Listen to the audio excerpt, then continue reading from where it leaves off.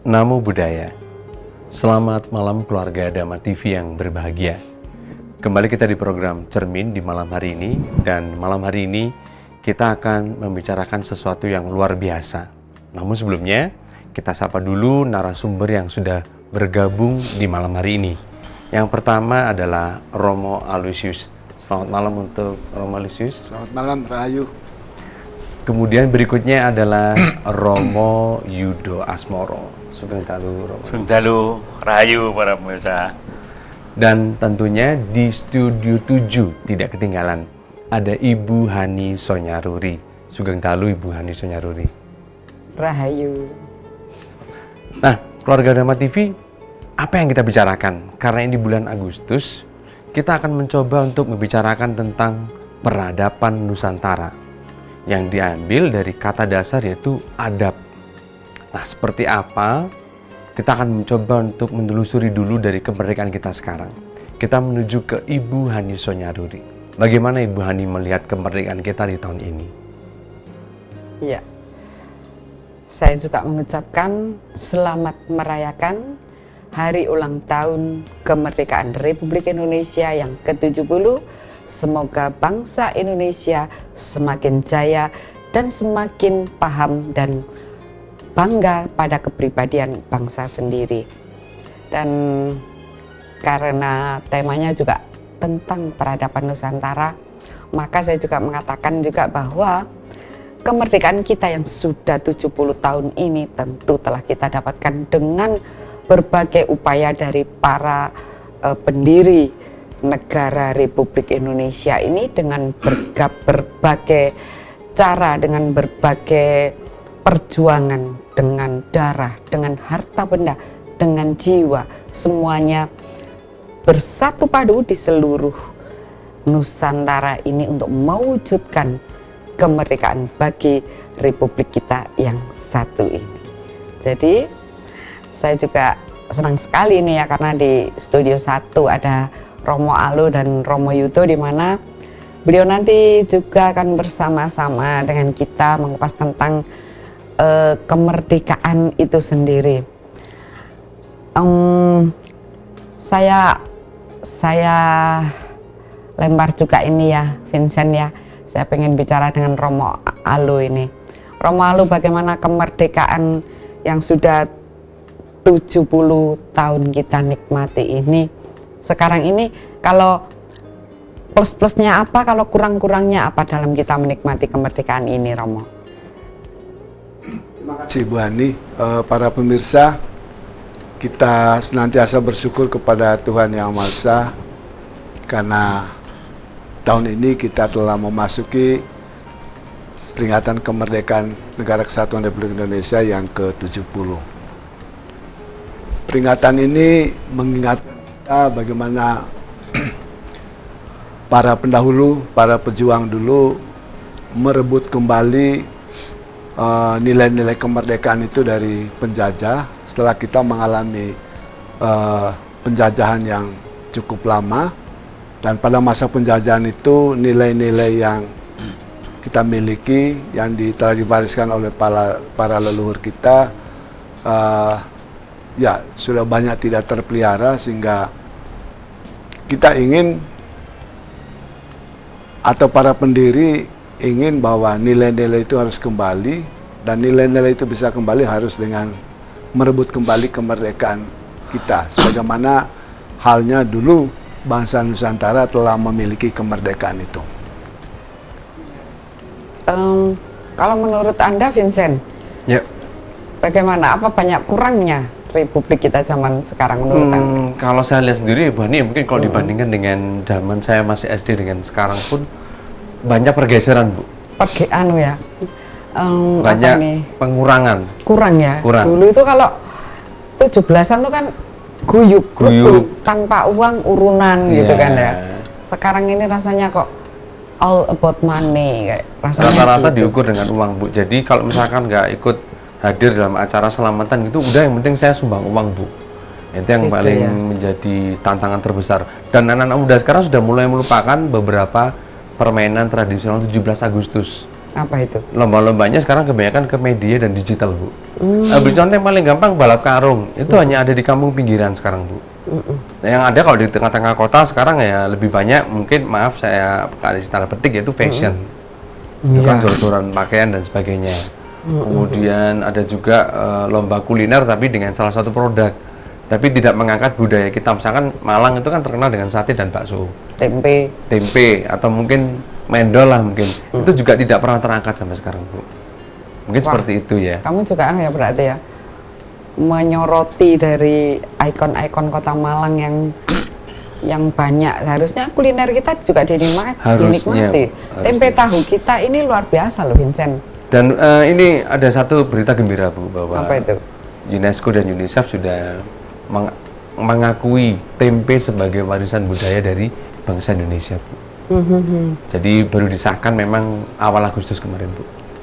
Kalau tahu mungkin karena di Jepang juga ada tahu mungkin ya. Kemungkinan, Bu, ya. Di sana namanya tofu kalau tidak salah.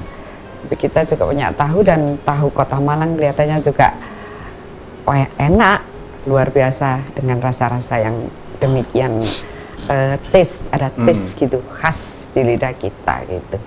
Silakan lanjutkan. Nah, kalau tadi Romo Alusus sudah melihat begitu banyak pergeseran dan beberapa hal yang sudah disoroti oleh Romo Alu, saya ke Romo Yudo sekarang. Bagaimana Romo Yudo melihat atau ningali mirsani kemerdekaan yang 70 tahun? Monggo, Romo. Rayu, Poro Kadang, Pamiarso. Sebetulnya kalau kita bicara tentang ulang tahun kemerdekaan ya Mas ya, setiap tanggal 17 Agustus kita itu sudah jauh sekali bergeser dari yang awal-awal. Kenapa demikian? Saat ini jelas nampak nyata kebersamaan itu sudah tidak ada lagi. Nah, ini gejala-gejala apa yang menyebabkan demikian? Karena kita berikan contoh aja sebagai cerminan di dalam hidup. Anak-anak kita yang dulu demikian rukun, kalau tiap 17 Agustus menyelenggarakan berbagai macam acara ya, acara yang sifatnya tradisional, sekarang nggak ada lagi, apalagi di kota. Ini egoismenya sudah sendiri-sendiri, bahkan untuk mempercantik kotanya masing-masing aja sudah agak kesulitan. Karena apa? Masyarakat hanya dihimbau, diberi surat, diajak, tapi tidak ada yang tancut taliwondo, cuman suruhan saja, akhirnya nggak jalan. Nah, ini yang nampak nyata seperti itu. Artinya apa? Kebersamaan sekarang itu sudah tidak ada lagi. Siapa yang salah kalau sudah seperti ini? Kita para orang tua harus mengembalikan jati diri anak-anak kita, ingat kepada sejarah. Para pendiri bangsa berjuang dengan darah dan nyawa.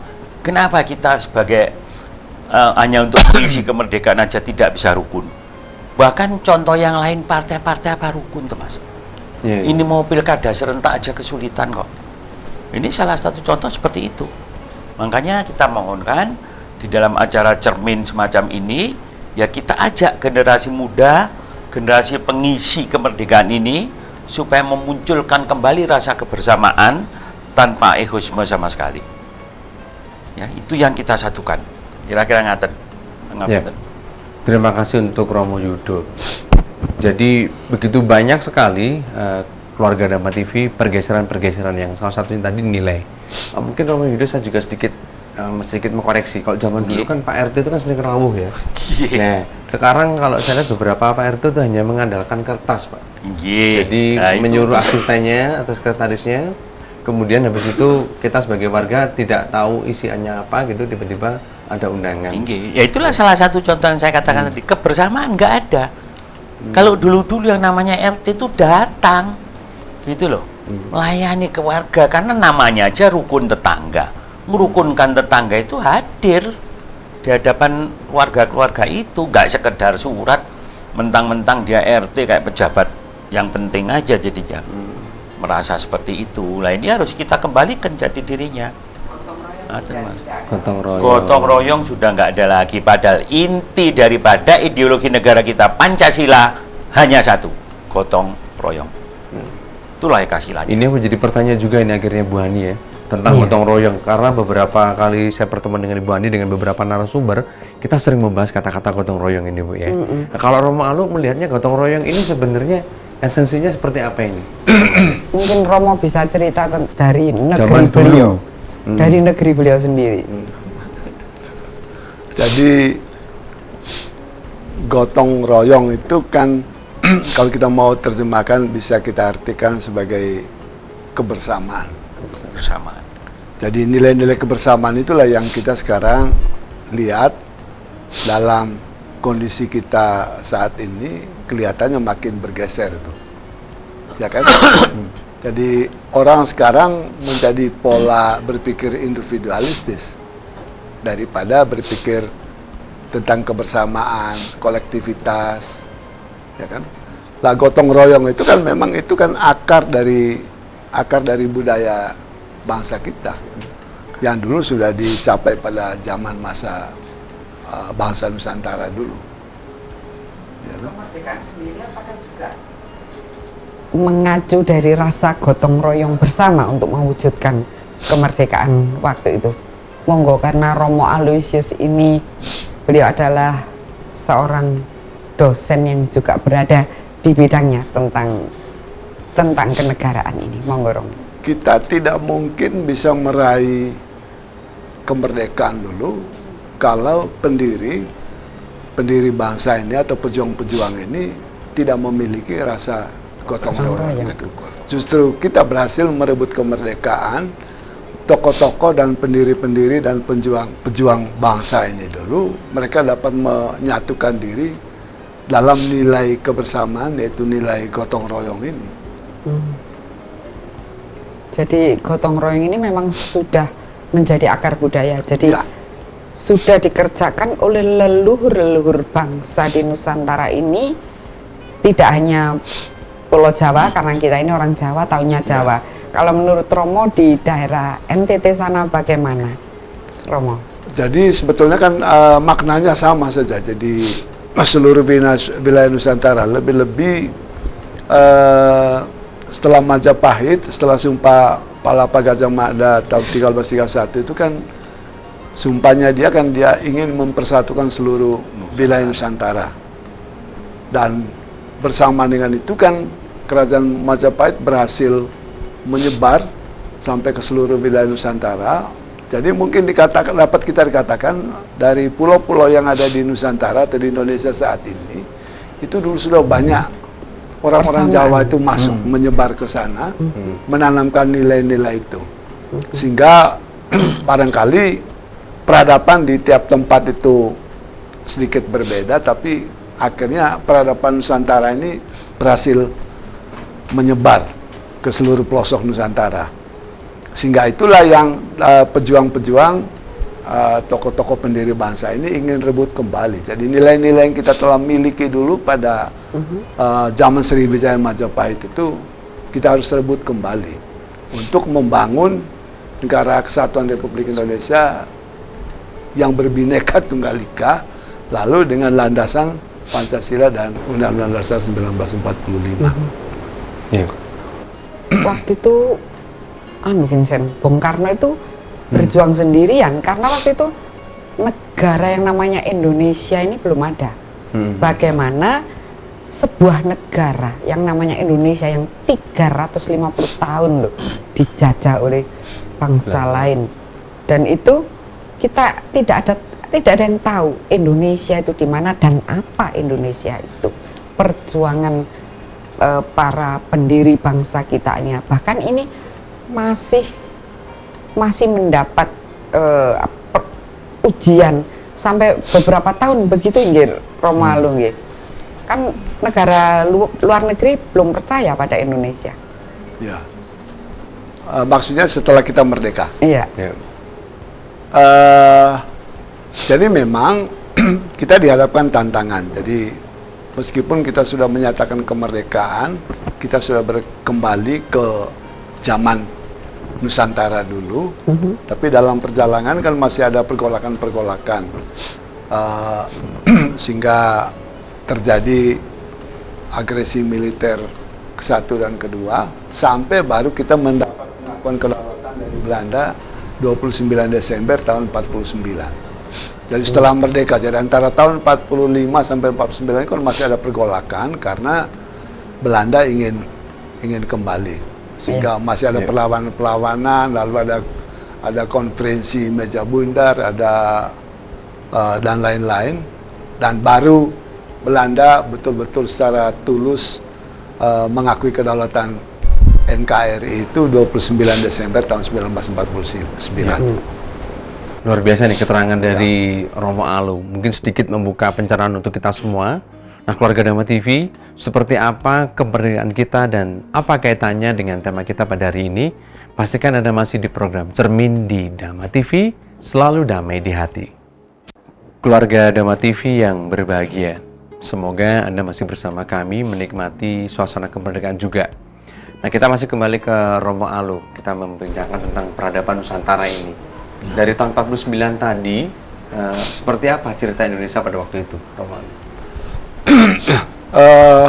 Jadi sejak kita memperoleh pengakuan kedaulatan dari Belanda tahun 49, kita Undang-Undang 45 diganti dengan Konstitusi RIS. Dan Konstitusi RIS ini hanya berlaku 1 tahun karena tahun 50 Undang-Undang Konstitusi RIS ini diganti oleh Undang-Undang Dasar Sementara 50. Nah, pada masa Undang-Undang Dasar Sementara 50 ini kita bergeser dari sistem pemerintahan presidensial ke sistem parlementer. Lalu demokrasinya bisa kita katakan telah terjadi demokrasi multipartai yang mengarah ke demokrasi liberal. Sehingga apa yang terjadi, situasi politik antara tahun 50 sampai tahun 59 itu kan telah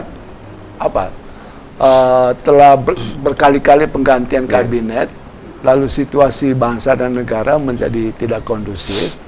Bahkan untuk menyusun amanat untuk menyusun suatu konstitusi baru aja gagal.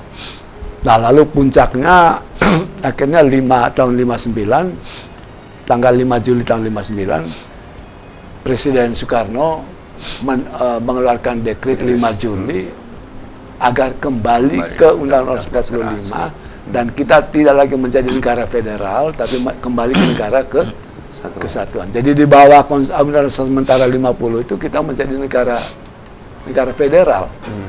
Jadi negara-negara bagian. Lalu ada dekret 5 Juli ini menjadi suatu tonggak sejarah penting karena justru dengan dekret itu kita kembali ke Undang-Undang 45 dan kembali ke bentuk negara kesatuan. Tapi Romo, bisa dijelaskan sedikit nggak kalau bisa dilihat tahun sekarang ini 2015 dan tahun 50-an itu ada perbedaannya atau seperti apa? Nah, jadi begini, situasi di bawah Undang-Undang Sementara 50 tahun 50 sampai 59 itu kalau saya bandingkan dengan situasi kita setelah reformasi, itu ada mirip-miripnya itu. Agak mirip-mirip ya? Nah, mirip-mirip. Jadi kan kita hampir kebablasan waktu amandemen 45 itu kita hampir kebablasan mengarah ke demokrasi liberal.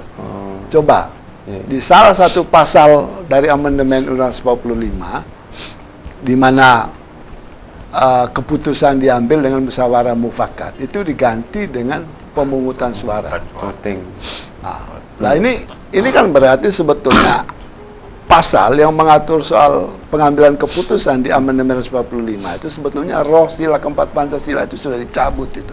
Oh, iya. Iya kan? Nah, jadi kalau sekarang ini masih terjadi pergolakan, ini kan pergolakan ini kan antara demokrasi liberal atau demokrasi Pancasila berdasarkan sila keempat Pancasila. Iya. Itu Itu kan, tadi dari sisi pemerintahnya, Bu Andi ya. Nah, kita ke Romo Yudo sekarang. Kita ke nilai-nilai masyarakat sekarang.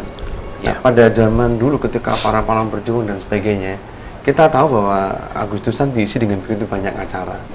Lalu Romo Yudo melihat bagaimana ini? Kalau zaman dulu nggak ada HP, orang-orang guyup. Sekarang dengan adanya HP malah ya non sewu ini. Mungkin yang punya banyak pamer, yang nggak punya sibuk lihat gitu. Jadi ajang-ajang tadi egoisme tadi itu. Seperti ini Romo Yudo. Itu sebuah risiko daripada modernisasi. Ya. Jadi ilmu-ilmu yang sekarang diperoleh yang semakin tinggi itu merupakan salah satu risiko yang harus kita hadapi. Namun demikian, kita tetap berusaha yang sesepuh-sesepuh ini untuk membawa generasi muda tetap kembali kepada jati diri bangsa. Jadi tidak meninggalkan hal-hal yang dianggap kuno. Karena justru kita ada itu karena hal yang kuno tadi. Jadi jangan merasa sekarang sudah maju, hal-hal yang sifatnya kuno dianggap wah udah perlu dipelajari lagi. Ketinggalan. Dianggap ketinggalan. Contoh yang paling mudah begini Mas ya. Bangsa Nusantara, bangsa Indonesia ini, bangsa yang percaya kepada Yang Maha Esa, siapapun juga. Artinya apa? Semua yang diajarkan para leluhur, yang diperoleh dari Yang Maha Esa, itu tetap dijaga sampai sekarang. Terbukti apa? Masih ada beberapa daerah, umumnya pedesaan, misalnya ada acara bersih desa. Sampai hari ini Ya, ada itu. masih ada dilaksanakan, walaupun dengan modifikasi ya, doanya dengan cara yang baru. Tapi tetap umbur rampenya, maksudnya apa yang harus disuguhkan untuk keperluan alam, itu tetap ada. Sama. Walaupun ya ada sedikit beda sedikit lah. Yang akibatnya karena agak dikurangi umbur rampene, alamnya marah. Karena Itu sudah dikurangi terjadi karena pengurangan. Artinya apa? Mbok yo kita ini kembali cerminan yang diberikan oleh para leluhur. Ayo kita kembali persis seperti dulu lagi. Jangan mengurangi hal-hal yang seharusnya ada. Misal yang paling gampang, kita di dalam meruat diri kita harus selain ngelarung sesaji, ngelarung busono. Misalnya seperti itu. Sekarang nggak terjadi. Diruat seperti biasa aja, wis gak usah nanggap payang, gak enteng-entengan asal ngeruat. Nggak bisa salah-salahan itu Mas. Karena itu ajaran leluhur kita. Sama dengan sekarang ruat bumi, ruat negara itu ada. Dulu ada. Sekarang mana pernah diadakan. Bahkan cenderung bunyinya aja ruat negara, ruat bumi. Tapi isinya berhura-hura, ara-araan, wayang kulitan. Doa-doanya yang mana yang digunakan untuk keperluan ruat negara, ruat bumi. Sekarang yang diperlu tuh di ruat bukan negaranya, manusianya. Sekarang yang kisruh itu kan manusianya. Sudah sulit untuk diajak berbicara hal-hal yang sifatnya dianggap kuno, padahal itu sangat diperlukan sekarang. Sangat diperlukan. Saya tidak membedakan ya, apapun agamanya, saya tidak membedakan. Dan saya tidak mendiskreditkan apapun agamanya. Tapi yang jelas kami dari segi para penghayat kepercayaan, hal-hal yang sifatnya ajaran leluhur, itu kita pertahankan sampai sekarang. Lalu bagaimana pendapat Romo Yudo soal beberapa orang tua yang sekarang ini lebih kecenderungannya lebih ngasih anaknya itu mainan daripada ngajak mereka untuk bicara ini? Nun sewu Mas, disinilah kenapa pimpinan sekarang Presiden Bapak kita Jokowi ngajak revolusi mental. Itu ada maksudnya Mas, kita yang nggak sadar. Revolusi mental dalam arti apa? Ayolah kita mulai dari keluarga sendiri. Kepada anak-anak kita jangan dimanjakan dengan diberikan hal-hal yang sifatnya lebih mewah. Misalnya, Anda perhatikan aja anak-anak sekolah sekarang. SMP aja udah pakai motor sendiri. Mobil ada. Mobil bahkan kan. SMA belum umur 17 sudah dikasih kendaraan, kasih mobil. Orang tuanya bangga seperti itu. Bahkan anak-anak kecil sekarang umur-umur 5 tahun tuh sudah main HP semua kan. Ini orang tuanya bangga. Kenapa nggak kita revolusi mental mereka? Jangan diberikan seperti itu. Ajarkan keperluan anak-anak sebagai anak-anak sebelum bisa mengetahui hal yang lebih tinggi lagi. Ada waktunya tersendiri Mas. Ini yang harus kita garap terutama dari bidang pendidikan. Jadi ada beberapa poin penting yang memang harus ditanamkan atau ditularkan kepada anak. Saya ke Ibu Hani sebentar. Ibu Hani melihat begitu banyak fenomena yang sedang terjadi. Ada ketakutan dari saya malah sekarang ini Bu, bahwa peradaban Nusantara ini bukan hilang Bu, tapi lenyap. Kalau hilang kan masih bisa dicari Bu. Dicari. Iya kan Bu? Baju saya hilang, dompet saya hilang. Itu mungkin masih bisa dicari. Nah tapi kalau lenyap ini terus bagaimana ini Bu? Nun sewu, monggo Bu. Ya ini juga saya kira ini ada mana di situ manusia mulai mengenal teknologi dan ada pengembangannya, dan bangsa-bangsa barat merasa begitu jaya, merasa begitu menemukan sesuatu yang sangat dibutuhkan oleh dunia, dan memang mereka eksis dengan wong bisanya memang tidak punya lahan atau tanah yang bagus, maka bangsa-bangsa barat ini telah membuat teknologi untuk menguasai dunia.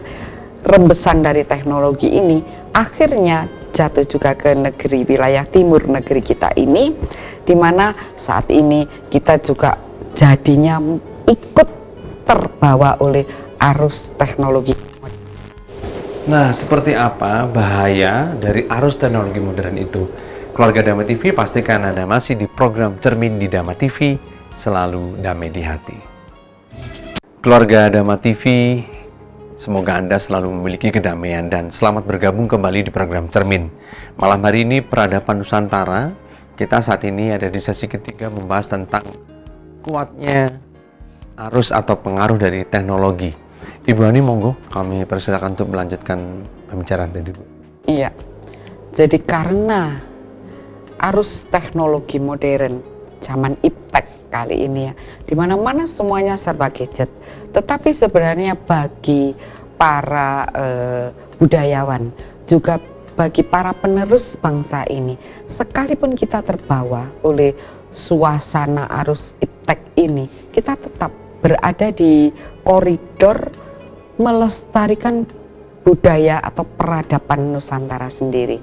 Misalnya menulis di blog internet tentang budaya Nusantara ini. Mungkin juga menggunakan Twitter atau Facebook atau media sosial yang lainnya untuk menuliskan cerita-cerita sejarah-sejarah kepahlawanan bangsa kita sendiri, sehingga kita tidak terbawa arus oleh cerita-cerita yang dari luar. Kita sudah banyak kehilangan kenangan atau kehilangan cerita sejarah historical bangsa kita sendiri, karena pada zaman Raffles dan juga 350 tahun kita dijajah itu, kita sebagai bangsa terjajah tidak boleh mempunyai apa-apa, bahkan tidak boleh juga mempunyai historical sejarah leluhur, karena bila para penjajah itu ngerti ketika para pribumi ini akan melihat leluhurnya, mereka akan bangkit rasa harga dirinya, karena jelas terbukti betapa kita ini dari suatu leluhur yang luar biasa, leluhur yang pernah menguasai dunia, leluhur yang sudah sangat maju, leluhur yang kaya raya, yang punya peradaban yang sudah maju. Itu tertera pada banyak peninggalan-peninggalan, misalnya juga Borobudur, Prambanan. Itu Raffles itu sangat terkesima bagaimana bangsa yang bodoh ini, bangsa barbar ini mempunyai budaya yang demikian besar. Itu tertulis di situ bahwa Raffles sangat terkesima bagaimana ini bisa ada di negeri yang seperti ini. Dan Raffles juga mengira-ngira mungkin mereka berubah di abad 15, mungkin mereka sudah meninggalkan kapal-kapal perangnya. Ini Raffles menulis sendiri begitu. Mengapa Indonesia sampai meninggalkan kapal-kapal perangnya, kapal-kapal dagangnya yang waktu itu sudah melanglang dunia ke seperti daerah-daerah Thailand, India, Mesir, daerah-daerah Timur Tengah, itu kita sudah ke sana.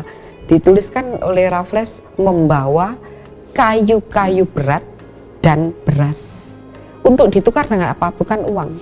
Kita tidak butuh uang, kita tidak butuh emas, tidak butuh permata atau akik ya.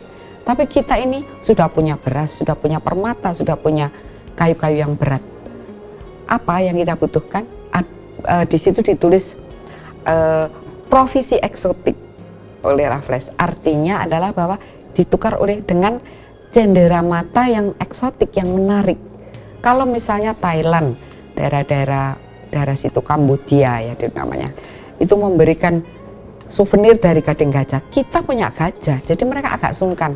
Bahkan kayaknya di akhir-akhir cerita bahkan mereka mempersembahkan dua putri, Doro Jinggo dan Doro Petak itu. Ceritanya begitu, Vincent. Kita adalah bangsa yang besar. Luar biasa itu, Bu ya. Tapi kalau kita tarik garis lagi Bu, tadi Bu Hani mengatakan tentang leluhur Bu ya. Nah, saya ke Romo Alu sekarang. Lalu bagaimana Pak sebenarnya leluhur bangsa Indonesia kita ini?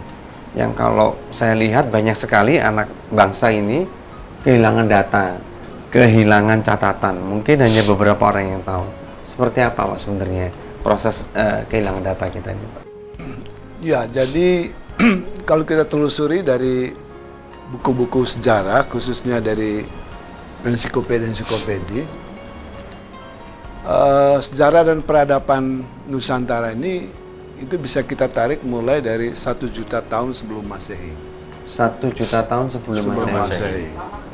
Lama. Nah, jadi dari 1 juta tahun 1 juta tahun Masehi ini kan lalu kemudian 20 tahun terakhir lalu beberapa penulis barat antara lain menulis tentang Atlantis. Itu yang fenomenal sekali kan Pak? Ya, menulis tentang Atlantis.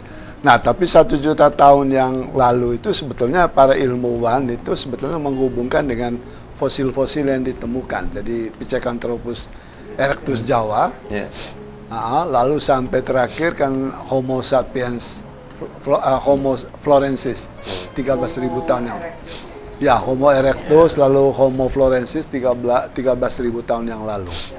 Nah, hampir bersamaan dengan itu, lalu kan buku tentang Atlantis yang ditulis oleh Arisio Santos maupun Stephen Oppenheimer itu kan lalu menghubungkan dengan peradaban Atlantis. Kira-kira 12.000 tahun yang lalu.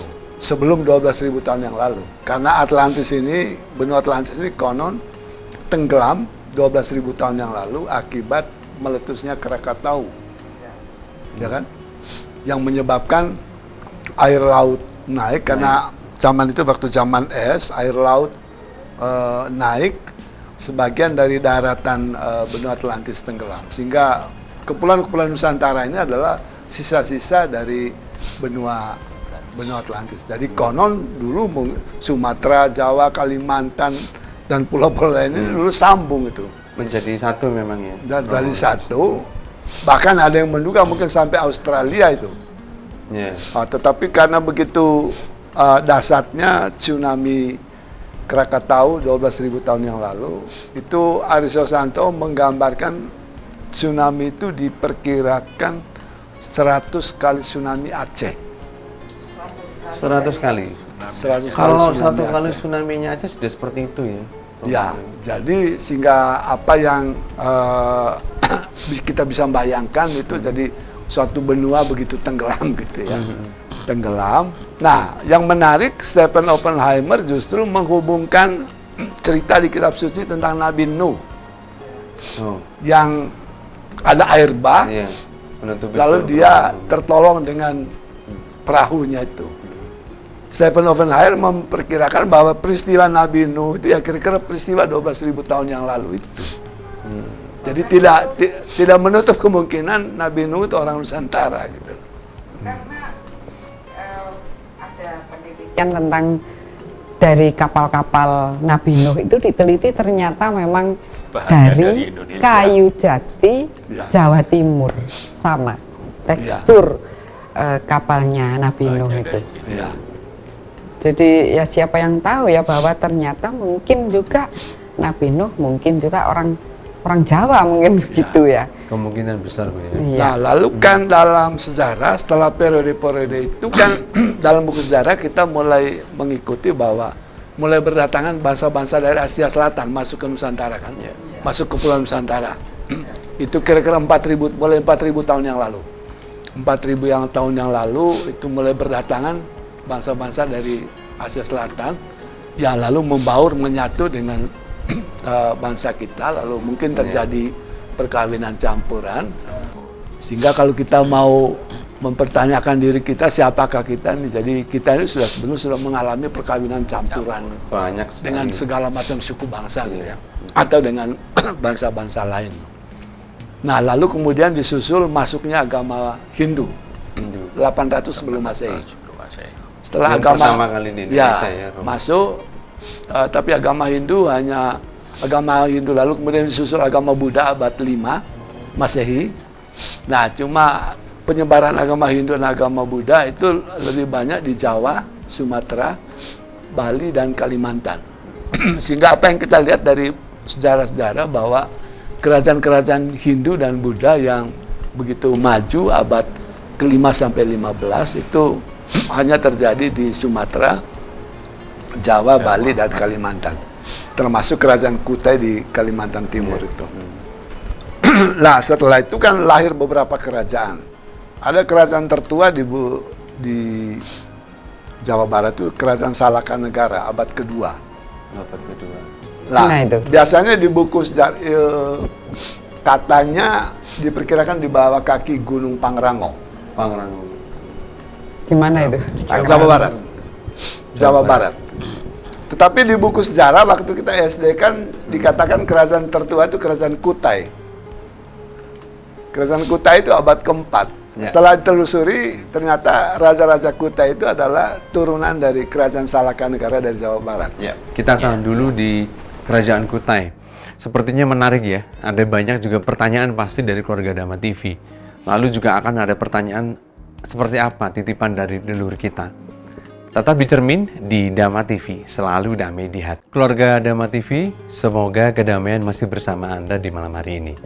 Bercermin dari kemerdekaan, malam hari ini kita mengangkat tema peradaban Nusantara. Kembali ke Romo Alu tadi tentang Pangrango tadi dan juga tentang salah satu kerajaan yang Salakanegara tadi. Seperti apa tadi itu, Romo Alu, sejarahnya hingga saat ini? Jadi ada catatan sejarah yang kelewatan karena di buku sejarah kita masih ditulis bahwa kerajaan tertua itu kerajaan Kutai. Kutai Kartanegara. Itu abad keempat. Padahal ada buku yang lain menulis bahwa ada kerajaan tertua abad kedua di Jawa Barat, kerajaan Salakanegara. Kalau sampai ada 6 raja. Konon turunan dari raja kerajaan Salakanegara ini nanti lalu itu menjadi Raja Kutai itu. Jadi Raja Kutai itu, mohon maaf, nama-nama Mula Warman dan di Jawa itu kan nama-nama Jawa Barat itu. Jadi ada benang sejarahnya. Nah, ini kan lalu kemudian setelah Hindu Buddha masuk ke Nusantara, lalu lahirlah kerajaan-kerajaan Hindu Buddha kan. Mulai di kerajaan-kerajaan Jawa Barat, di Jawa Tengah, di Sumatera Sriwijaya abad ke-7, Mataram kuno abad ke-7. Sriwijaya ini kan jayanya sampai abad 13. Nah, mungkin kita bisa potong situ. Sriwijaya ini kejayaannya kan sebetulnya puncaknya ketika dia berhasil menaklukkan kerajaan Melayu di Semenanjung Malaka. Yang sekarang adalah Malaysia. Yang sekarang ya, Malaysia. Singapura itu ya. Malaysia, Singapura itu. Sehingga wilayahnya kan hampir jadi wilayah Nusantara yang berhasil direbut oleh kerajaan Sriwijaya dulu, hampir seluruh wilayah ASEAN. Hampir seluruh wilayah ASEAN. Ya kan? Dan cerita kunci yang sudah berhasil kita tulis bahwa kejadian itu adalah 13 Desember 1006. Sehingga oleh pemerintah sudah ditetapkan bahwa Hari Nusantara, nama Nusantara itu dihitung sejak 13 Desember 1006. Jadi sekarang ini istilah nama Nusantara itu sudah memasuki 1009 tahun. Luar biasa tahun ini sekarang. ya. Usia dari Nusantara ini 1009 tahun. Nah, kalau kita lihat kata-kata Nusantara ini kan gabungan dari seluruh pulau. Ya. Nah, mungkin saya ke Romo Yudo sebentar. Romo Yudo, saya yakin pasti keinginan para leluhur kita untuk menggabungkan Nusantara ini adalah menyatukan visi dan misi. Ya. Kira-kira bagaimana cara termudah dari orang tua yang ada di rumah ini agar mereka bisa tetap memberitahukan kepada anak cucu atau melestarikan lah paling tidak menguri-nguri budaya kita.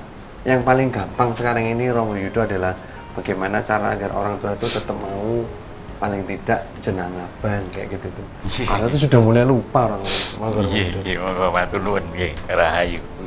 Memang pada akhirnya pemerintah itu yang mengelola negara ini itu selalu sifatnya membuat peraturan-peraturan dan memberi petunjuk dan menginstruksikan kepada warga. Nah, bagaimana supaya warga ini bisa mematuhinya itu tergantung hal-hal yang berkaitan dengan masalah aturan umum, ya, dan ketegasan pemerintah sendiri.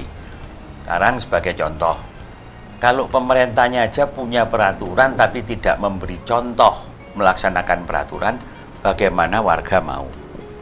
Satu. Kedua, kembali kepada jati diri bangsa, ajaran leluhur.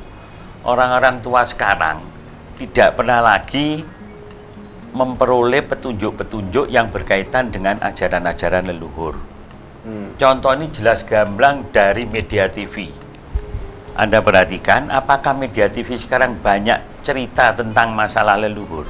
Iklan yang Tidak banyak. pernah. Oh iya, iklan. Iya, karena semua media TV kan cari duit, Mas. Nah, gini. Nah, mbok yo mudah-mudahan kita punya Dhamma TV ya. Iya. Lebih ditonjolkan juga masalah hal-hal yang berkaitan dengan ajaran leluhur. Misal yang paling gampang, Mas, setiap minggu sekali dibikin acara tentang ajaran leluhur, misalnya wayang orang, wayang kulit, atau seni-seni tradisional yang lain yang selalu ditampilkan secara vulgar. Sehingga orang-orang tua, oh iya aku eling iki ngene. Ini bisa disampaikan ke generasi berikutnya. Itu. Nah, ini salah satu hal yang kelihatannya sepele. Sepele loh, Mas. Kalau pemerintah sih gampang, lestarikan gitu. Itu pemerintah maunya seperti itu.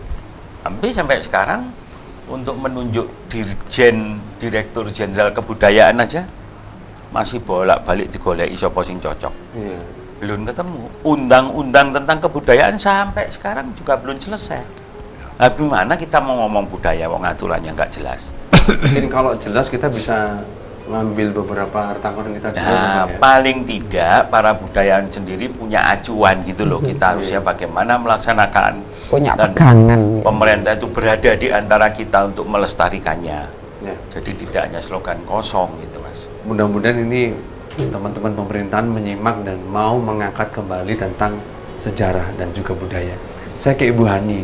Bu Hani, lalu kalau kita kaitkan peradaban Nusantara dalam rangka kemerdekaan, merdeka yang tidak mengganggu orang itu seperti apa sebenarnya, Bu? Iya. Karena kalau kita lihat sekarang ini orang merdeka itu menganggapnya bebas, nun sewu, mungkin bahasanya sakarepe dhewe gitu loh.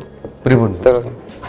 Jadi di zaman sekarang ini ya, dikala konon ketika kita dijajah, kita ini haus kemerdekaan. Bahkan slogan-slogan mengatakan merdeka atau mati. Dan setelah kita mendapat kemerdekaan, ternyata justru kita ini menyalahgunakan kemerdekaan kita. Kemerdekaan kita telah kita punyai, telah kita nikmati, tetapi kenapa tidak kita pelihara dan tidak kita kembalikan ke yang seharusnya? Para pendiri negara ini telah membuat negara Indonesia ini, namanya negara, ada tanahnya, ada bahasanya, ada undang-undang dasar, ada dasar negaranya. Nah, sekarang itu semuanya melenceng. Tidak lagi kita berada di situ. Banyak undang-undang dasar yang diamandemen, banyak juga hal-hal baru seperti yang dikatakan Romo Yudo tadi. Budayawan juga tanda tanya karena tidak ada pedoman. Kita mau apa? Kita mau ngapain? Namanya budaya. Misalnya budaya itu ada budaya itu seni, ada seninya, ada sastranya, ada tariannya, ada gamelannya, tapi juga ada spiritualnya. Di mana di dalam spiritual itulah ada perilaku didikan untuk budi pekerti, untuk hati nurani pada bangsa itu sendiri. Sehingga bangsa ini menjadi bangsa yang jaya, bangsa yang besar, yang tak kurang apapun. Karena ketika para pendiri bangsa ini membuat Indonesia ini begitu cepat ya. Jadi ini negaranya, ini bahasanya, ini undang-undang dasarnya, karena sudah ditata sejak zaman dahulu, sudah punya kita ini. Jadi para pendiri bangsa ini tidak mencari-cari, seperti negara-negara besar di dunia ini ya, masih mencari untuk satu tema kejelasan negara ini mau dibawa kemana. Mereka masih mencari-cari. Tetapi leluhur kita udah jelas, kita ini sebagai negara yang begini. Jelas sekali. Karena kita sudah punya runtutan dari leluhur itu, sekalipun sejarah historical bangsa ini terpotong, tetapi kita masih ada secara genetika, secara turun-temurun meresap di dalam hati setiap bangsa Indonesia. Sayangnya dalam dekade dewasa ini kita ini terbawa oleh arus luar negeri. Seolah-olah kalau kita memberi nama anak itu ya, waduh kalau tidak berbau luar negeri rasanya waduh kurang serg, nggak gaul gitu. Jadi sebenarnya kita juga terkena, arus itu terkena. Tapi itu memang apa ya, kepandaiannya kalau saya bilang orang-orang Nusantara ini dalam memix atau mencampur rasa, sehingga nama itu juga demikian indahnya, nama-nama luar yang di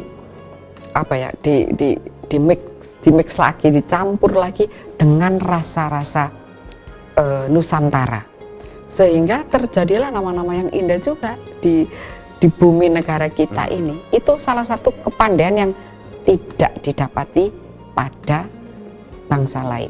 Kalau kita lihat namanya kalau orang-orang barat namanya itu aja gitu ya, berkisar. Tapi kalau misalnya ada seorang Vincent, nah gitu.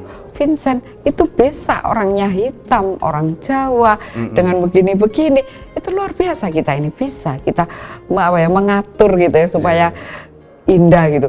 Ada orang namanya misalnya Natalia Nugrahani misalnya begitu. Nah itu dia kita pikir Natali, mungkin orang barat sana, ternyata juga orang pribumi. Nanti ada yang namanya Faisal Al-Bakarah, atau ditambah lagi dengan nama yang indah lagi di bawahnya, Putra Negara, luar biasa. Apakah Faisal tadi orang dari Timur Tengah? Tidak, ternyata orang Indonesia. Itu kepandaian yang tidak dirapatkan, tidak ada, coba cari, tidak ada di orang selain bangsa kita. Demikian juga ketika kita menikmati kepandaian-kepandaian mengusahakan hal-hal yang bagus di dalam spiritual bangsa kita. Ya, luar biasa sekali keluarga Dhamma TV. Kita bicara tentang merdeka, tapi saling menghormati. Tapi kita juga akan mencari tahu apakah memang hanya Gajah Mada saja yang punya keinginan mempersatukan Nusantara. Masih dicermin di Dhamma TV, selalu damai di hati. Keluarga Dhamma TV kembali di program Cermin, masih membahas tentang peradaban Nusantara. Tadi ada pertanyaan apakah memang hanya Gajah Mada saja yang mempersatukan Nusantara. Nah, kita ke Romo Alu. Romo Alu, seperti apa cerita dari runtuhnya Sriwijaya hingga ke Majapahit ini? Ya, jadi hampir bersamaan runtuhnya Sriwijaya di Jawa Timur lahirlah kerajaan Majapahit, dan kerajaan Majapahit ini juga sebetulnya cikal bakalnya adalah kerajaan Tumapel Singosari. Sedangkan Tumapel Singosari ini adalah sebetulnya bagian dari kerajaan Kadiri, ya kan? Nah, pada masa kejayaan Sriwijaya kejayaan Majapahit inilah lalu ada tonggak sejarah yang penting, yaitu pada masa Raja Hayam Wuruk itu ada Mahapati Gajah Mada, yang kita kenal Mahapati Gajah Mada ini menyampaikan sumpah palapa itu. Jadi dia belum bau makan buah palapa sebelum dia berhasil menyatukan seluruh wilayah Nusantara. Dan wilayah Nusantara yang dimaksudkan oleh Anu adalah sebagaimana wilayah Nusantara yang sudah pernah diperoleh pada masa kejayaan Sriwijaya. Nah, hal yang penting, jadi kejayaan Majapahit ini kan abad 13 sampai abad 15. Pada abad 13 itu sebetulnya kan bangsa Nusantara ini kedatangan tamu-tamu dari luar juga, yaitu tamu-tamu pedagang-pedagang dari Cina, Gujarat, dan Persia, di mana mereka sambil berdagang juga menyebarkan agama Islam. Abad 13.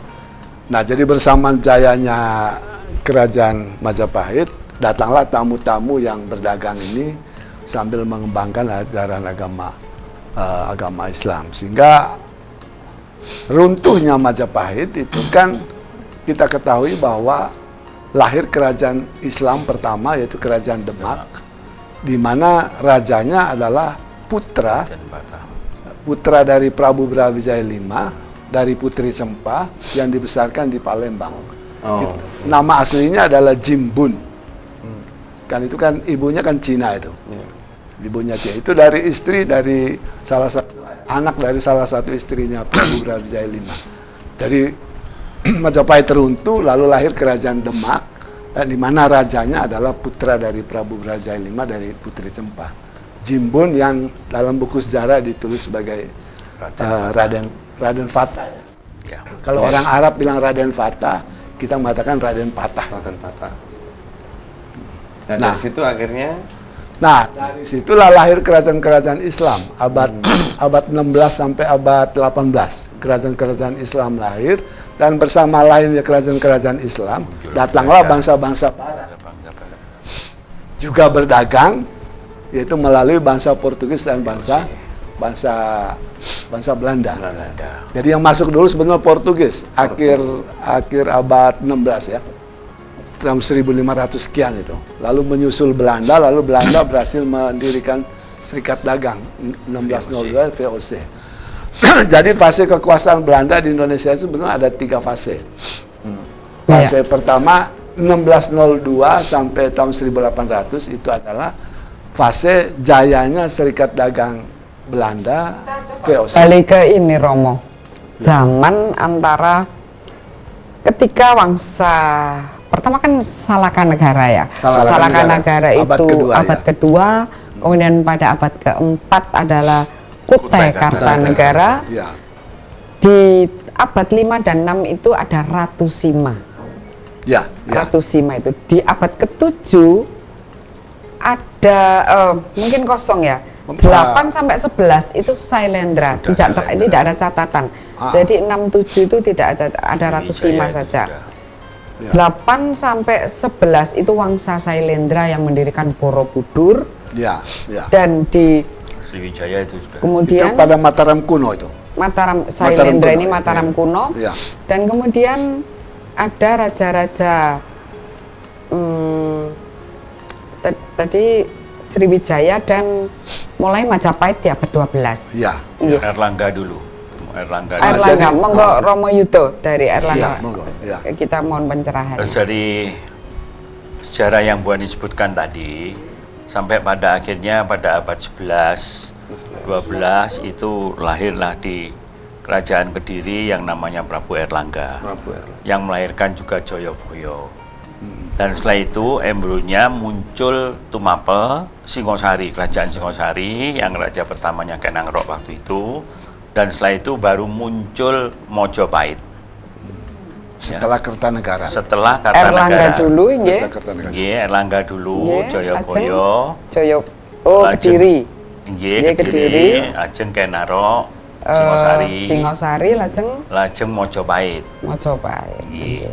Nah, jayanya Mojopahit justru di abad ke-13 Nggih. saat Prabu Hayam Wuruk dengan yang terkenal dengan Sumpah Palapanya Gajah Mada itu. Abad 14, Abad 1331. 14 sudah. Abad 14. Nggih.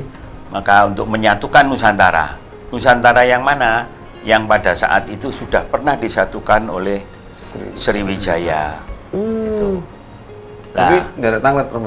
Iya. Apakah benar Patih Gajah Mada ini menurut catatan sejarah katanya wilayah yang dikuasainya itu justru lebih besar dari jajahan ketika Sriwijaya menyatukan Nusantara dulu. betul? Betul ya. Betul, memang betul. Iya, sampai Jadi mana hampir saja, Romo? sampai dengan di Myanmar sana kecuali Di Myanmar. Thailand. Iya.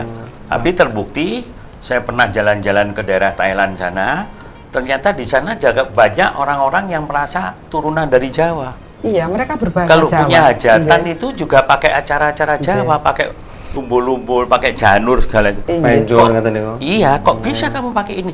Ini kami terima dari Jawa, zaman Mojopahit. Ya. Artinya apa? Kan sampai ke sana kita ini. Iya. Walaupun tidak menjadi jajahan, tapi orang-orang kita sampai ke Myanmar sana. Filipina juga banyak Filipina ada. budaya kita yang kemudian dari perkembangan itu, setelah muncul raja-raja Islam mulai Demak Iya. dan Mataram Baru itu sampai dengan abad ke-18, bersamaan dengan munculnya penjajah, lama-lama kita nggak kuat. Dijajah terus-terusan, awalannya dari perdagangan.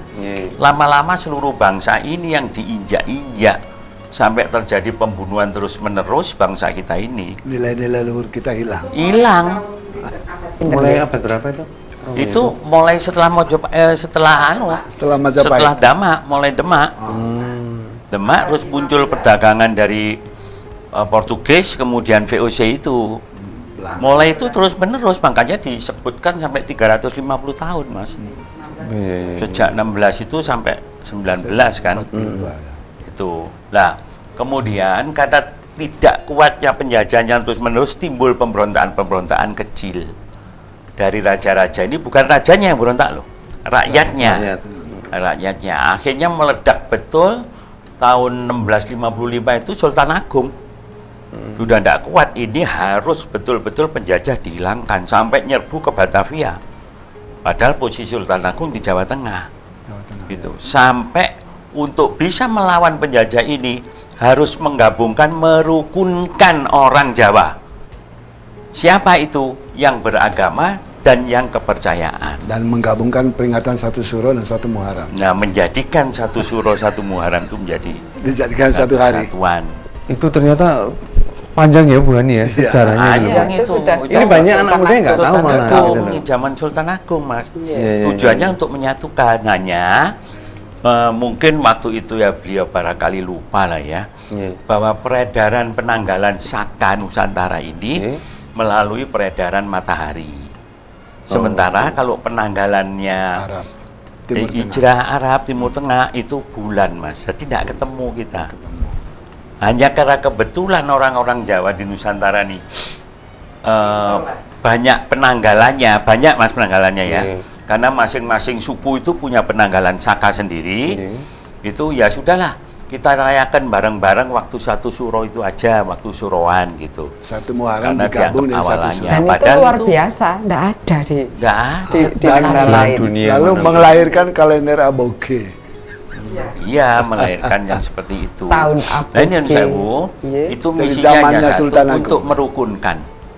Ya, terlepas dari masalah agamanya, tapi itu tujuan merukunkan.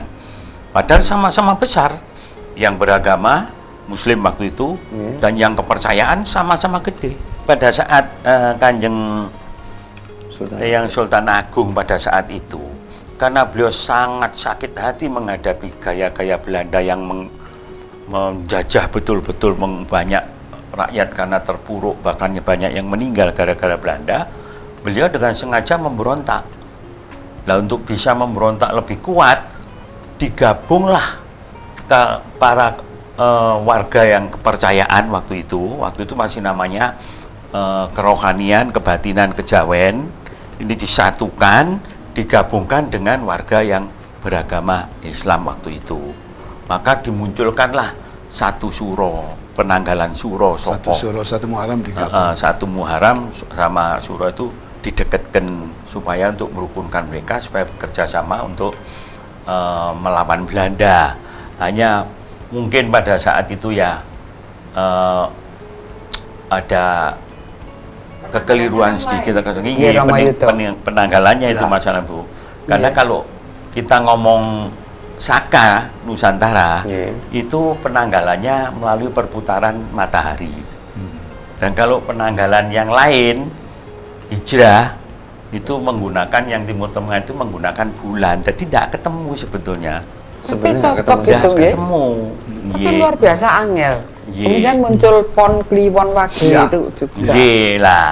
Disitulah letaknya sekarang kejelasannya Iya. bahwa bangsa Indonesia khususnya Jawa pada waktu itu sudah punya penanggalan sendiri, harinya 5. Ye. Oh, sak pasak sepasar. Ye paing pon wage kliwon Kliwon legi. 5 toh dinane.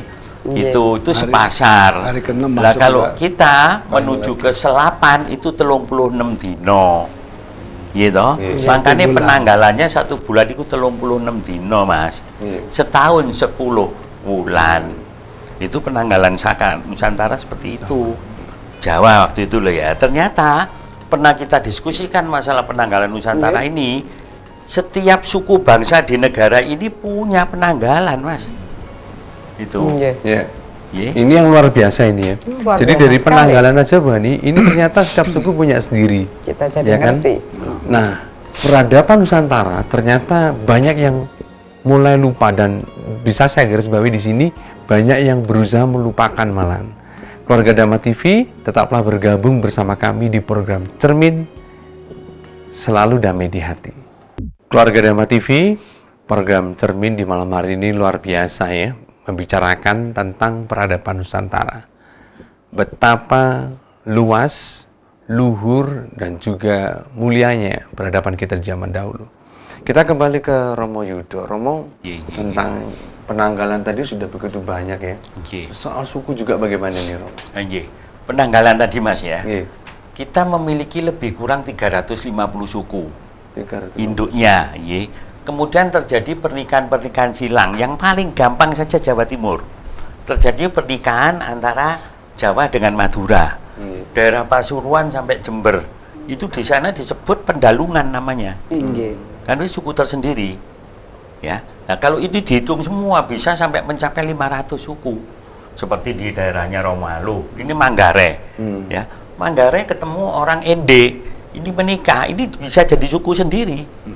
Itu ya, seperti itulah akhirnya banyak suku, tapi dengan satu bahasa yang dibikin oleh Bung Karno, Bhinneka Tunggal Ika, tulisannya Putar Tular pada saat Mojopahit. Kita itu banyak tapi satu. Bagaimana ini harus kita ciptakan, harus kita wujudkan gitu loh. Jangan hanya slogan kosong.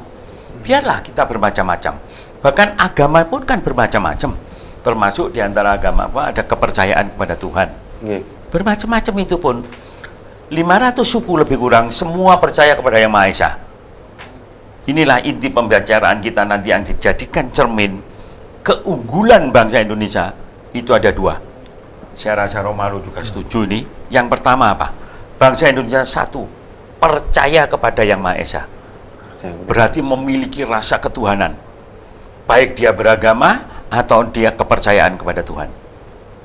Yang kedua, rasa kebersamaan, rasa kegotong royongan hidup menyatu di dalam negara kesatuan NKRI. Ini udah jelas, itu keunggulan bangsa kita. Nah, kenapa sekarang kita situasi karena semakin maju kok malah diobrak-abrik dengan situasi seperti ini? Bahkan menjelang nanti mau pilkada aja kok rasanya susah sekali. Adalah semacam itu. Bahkan dengan munculnya apa Romo? Alat-alat yang sekarang lebih canggih itu, kok kita malah dibikin susah. Jadikanlah alat-alat yang maju itu menjadi alat kita untuk tetap mempertahankan eksistensi kita sebagai bangsa. Artinya apa? Ajaran leluhur kita tetap manfaatkan dengan menggunakan sarana-sarana yang lebih maju. Itu intinya, Mas. Jadi ada dua hal. Nah, mungkin Romo Alu ingin menambahkan, monggo. Ya, jadi kalau kita mau membicarakan jati diri bangsa kita kan sebenarnya kita sudah rumuskan secara baik. Jati diri bangsa kita itu adalah negara kesatuan Republik Indonesia yang berbineka tunggal ika berdasarkan Pancasila dan Undang-Undang 45. Dan Pancasila ini kan merupakan kristalisasi dari nilai-nilai luhur bangsa. Kristalisasi pertama, sila ketuhanan yang Maha Esa.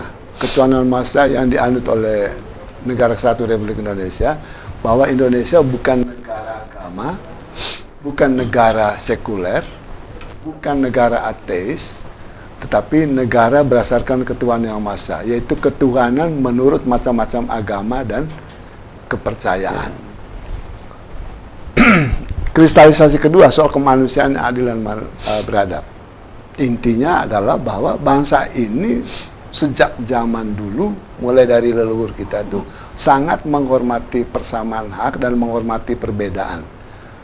Ya kan? Sehingga kita punya semboyan Bhinneka Tunggal Ika. Kita berbeda-beda, beragam-ragam, bermacam-macam, tetapi kita itu satu.